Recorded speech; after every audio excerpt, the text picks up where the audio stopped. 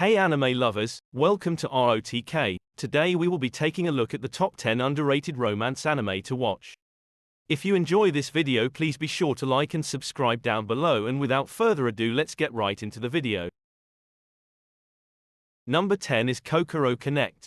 When 5 students who have no club to offer them friends decide to form their own, the Student Cultural Society. Then a supernatural occurrence causes 2 of its members, karate champion Yui and class clown Yoshifumi, to switch bodies. This occurrence begins an emotional saga of loving and learning to see things from another person's point of view.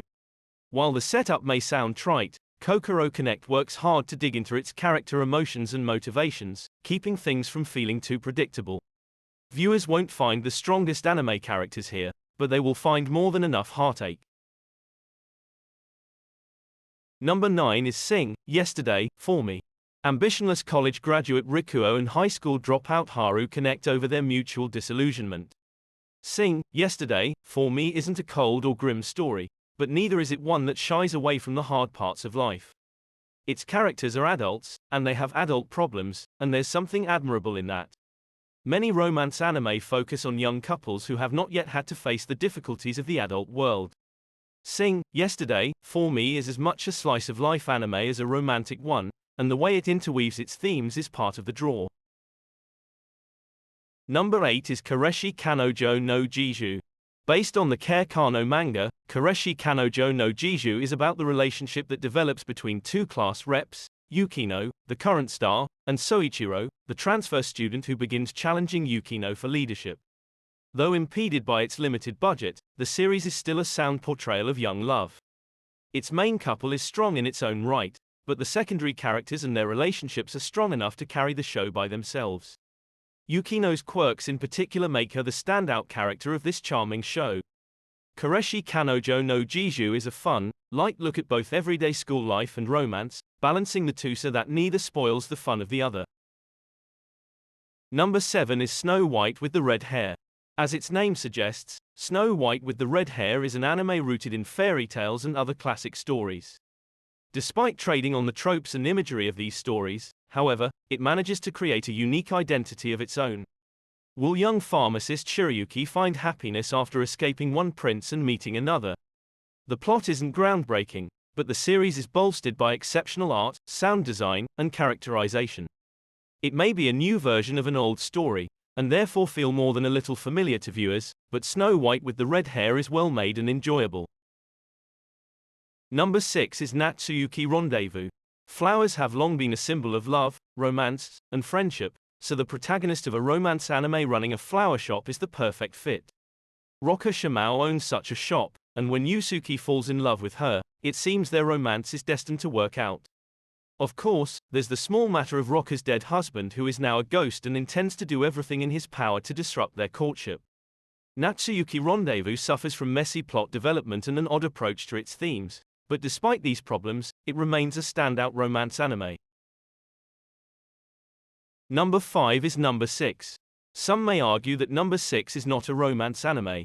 It is, after all, a post-apocalyptic sci-fi action anime about life in the 6 remaining human cities. Life is utopian with no crime, no poverty, no worries at all. That is, until the lie of that life is exposed. The series is one that blends genre, but the romantic arc that develops between Shion and Nezumi earns it a place amongst the great romances. After a fantastic opening, the show does suffer from directionless plotting. However, seeing Shion and Nezumi grow closer to one another as they cope with their new circumstances is worth it. Number 4 is The Fruit of Grisa. There's something off about Mahama Academy, and it's the number of students. There are only 5 of them. Transfer student Yuji Kazami understandably wants to know why, and when he learns that the school functions as rehab and safe space for girls who have suffered trauma, he makes it his duty to help protect them. Given this premise, and given that The Fruits of Grisa trades heavily on the tropes of other harem anime, it would only have taken a single misstep to destroy the series. That misstep never happened. Instead, viewers get a charming, elegantly written, well-animated story of relationships, trust, and blooming affection. Number 3 is Amigami SS. 2 years ago on Christmas, Junichi Takibana was stood up for a date, and he never quite recovered. Ever since then he has had trust issues, withdrawing from others to protect himself from ever getting his heart broken again. That doesn't mean he's given up on love. Based on the PlayStation 2 romance simulator, Amigami SS adopts an anthology format of sorts, in which Junichi is afforded the opportunity to fall in love with a series of girls.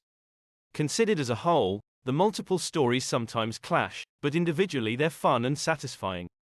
How viewers feel about the series' parallel timelines will likely determine how they feel about the series as a whole. For those that enjoy that plot mechanic, Amigami SS is a satisfying romance.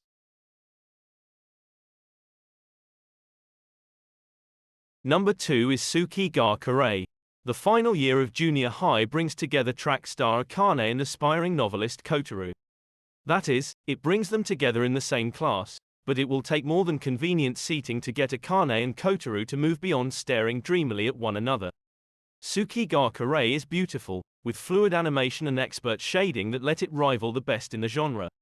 There is nothing over the top or unbelievable about the protagonists, their feelings, or their relationship.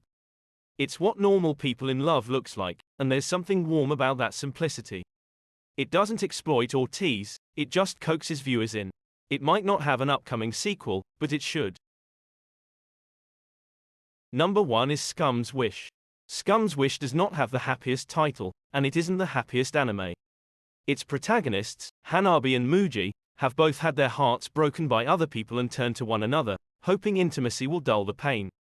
Scums Wish isn't an anime for kids or viewers that like their fictional romances easy and uncomplicated. Relationships in this anime are taxing, and even when the effort is invested, sometimes things don't work out.